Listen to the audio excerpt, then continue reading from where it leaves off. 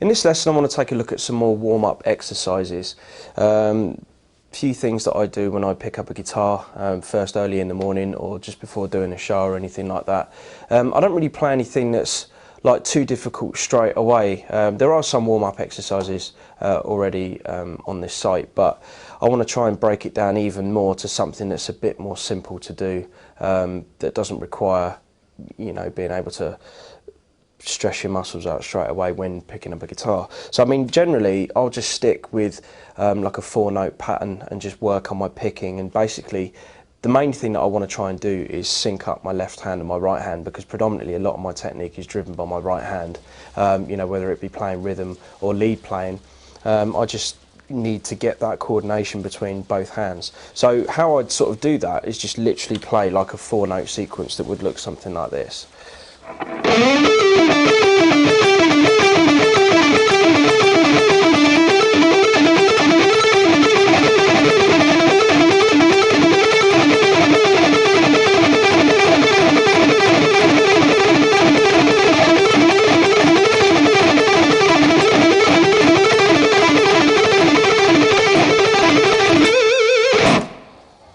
Okay, so you know, there's a few variations within that kind of make you have to think about what you're doing with your right hand. Fairly simple, but it's something that I think is quite important for just getting your coordination together with your right and your left hand. So I mean, I'm starting just in the E minor pentatonic position. So we've got 14-12 on the G string and then 14-12 on the D string, and just picking with my right hand. I'm starting with an upstroke, mainly because I just find doing 2-note per string sort of pentatonic licks or anything that involves 2 notes per string just easier when I start with an upstroke. It's entirely up to you what you want to do, but I just find downstrokes, you just get caught up in the guitar a bit too much. Maybe that's just a kind of physical incapacity that I've got, but I've managed to get around it by just swapping my pick strokes around.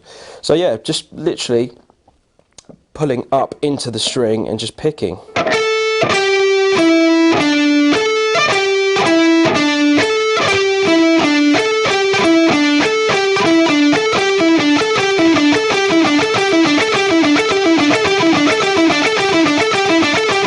So it's almost kind of like a rest stroke, like I'm kind of, you know, resting into the string a little bit, and then kind of resting on the D string lower down.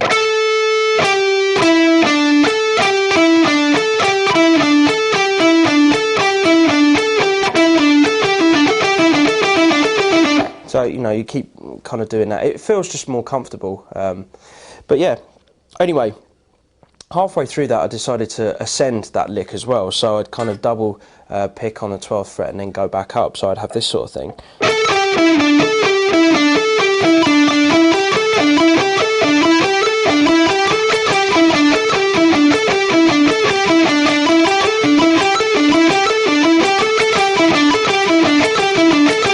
So if you notice, the turnaround for that lick always starts on an upstroke, so you kind of double pick and then the lick starts ascending with an upstroke on the 12th fret on the D string.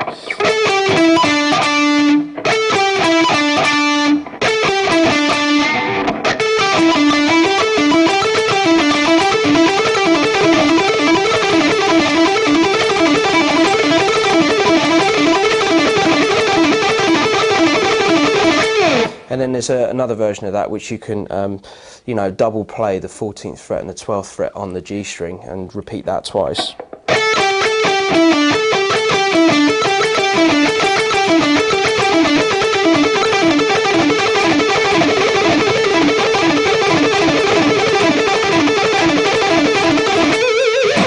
So yeah, you know, 3 things to kind of consider. Again, it's not the most musical thing to repeat it over and over again, but you know, bearing in mind this is just kind of a warm-up, getting your hands, you know, ready for action, if you like.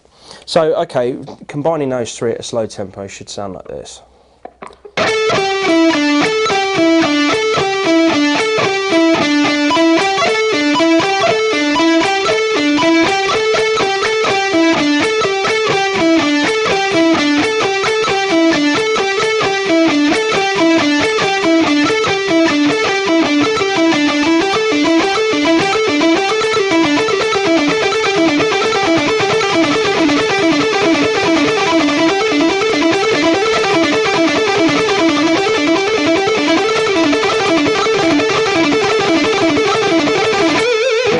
you know, once you get more confident with it, you can just practice, and then, you know, try and add in different things to that.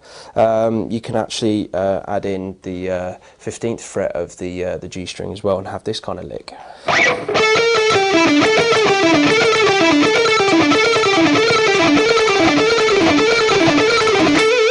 Okay, so you can combine the four things together.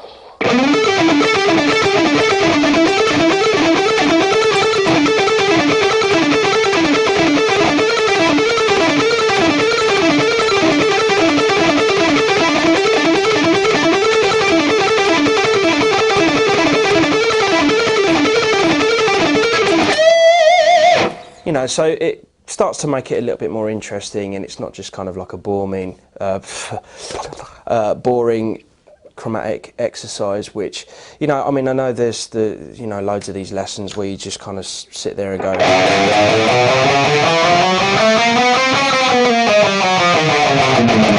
you know, and all that kind of stuff. But really, I like to practice stuff that I'm actually going to possibly use in the upcoming performance that I'm going to do, or just something that's a bit more musical. I mean, I'm never going to find a use for playing chromatic runs like that, so I see little point in sitting there for hours and hours trying to do it.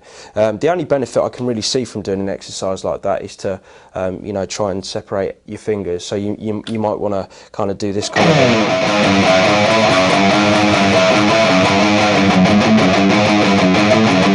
You know, you might want to kind of just try and swap up, you know, what you're doing with the left hand. But again, I'm not really going to find much use to be able to do something like that. So for me personally, I don't sit and practice hours and hours doing things like that. So yeah, I like to practice things that I think that I'm actually gonna use. So yeah, you know, this technique can actually be moved out of the pentatonic position as well, so you can actually practice moving and syncing up between your left and right hand. So you can actually move out of that first position and maybe go up or down depending on what you want to do. So you could do something like this.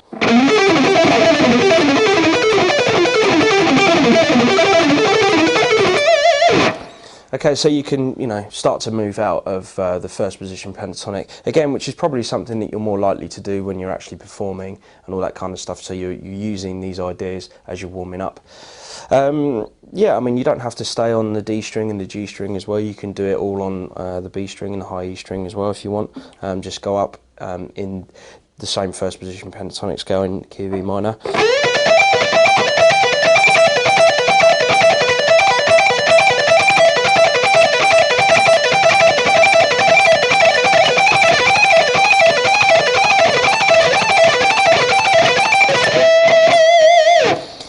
So again, you know, you can extend out the ideas. It's quite a cool idea just to add in the 17th fret on the high E string. So 15, 17, 15, 12 on the high E, and then 15, 12 on the B.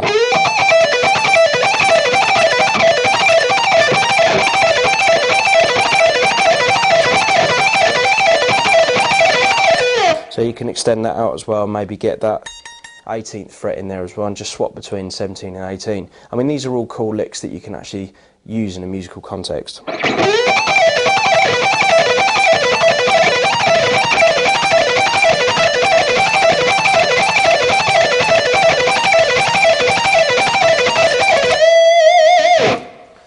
And you know, you could do some cool ideas like that as well on the B string and the G string.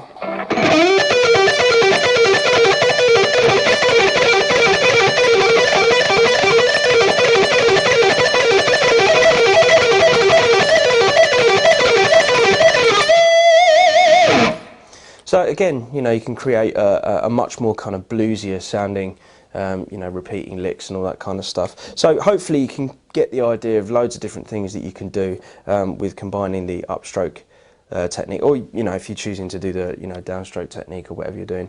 But essentially, you know, the ideas that you can come up with are limitless, really. It's just kind of down to you and how much you want to experiment with different ideas. But, you know, once you feel comfortable with a technique, you know, if you can sit there and do that, then, you know, you can apply that to loads of different things. It doesn't have to just be specific to that one lick. So if you can do that, then you can do it anywhere, and you can, you know, milk it for all it's worth, which is kind of a lot of what I do really with you know, techniques and stuff like that. You know, I'll get like a basic idea of how something works, and then I'll try and figure out how many different ways I can, you know, manipulate that technique to fit in other techniques. So, you know, my brain's not constantly trying to think of different ways to play something, if you know what I mean. Like, I use a very sort of basic set of rules with playing, and then everything just kind of stacks onto those rules, if you like. So I mean, if you can do that technique, there's loads of different stuff that you can do that uses that technique. You know, another thing is you can use it to sort of play well, a couple of note per string, sort of like arpeggios, this sort of thing.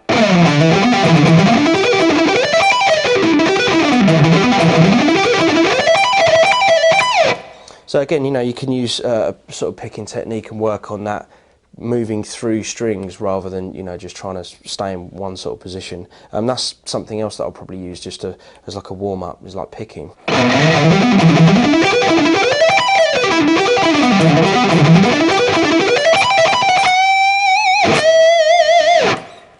So, you know, moving through different octaves and using arpeggios and stuff like that is another great way of being able to break out of certain box positions, and they also make great warm-ups as well. So all of these kind of things, they're all musical things that you can use, practice. It doesn't get as boring as, you know, the old chromatic thing, which, I mean, I'm not putting it down at all. There's a lot of great players that use it, but for me personally, I'm not going to sit here and make you go through loads of, you know, chromatic exercises that musically don't really mean anything. So hopefully a lot of these ideas you can use to help warm up and also use in your own playing. So basically just experiment and have fun with it.